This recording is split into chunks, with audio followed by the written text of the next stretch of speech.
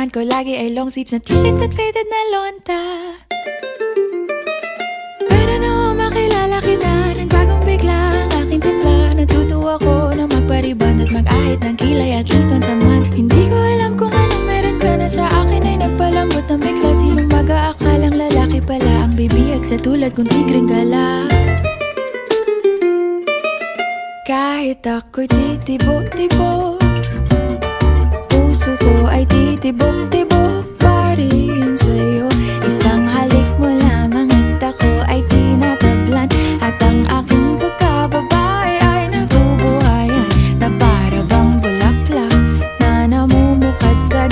Dahil alaga mo sa dilig at katamtamang sikat ng araw-araw mong pag-ibig sa aking buhay.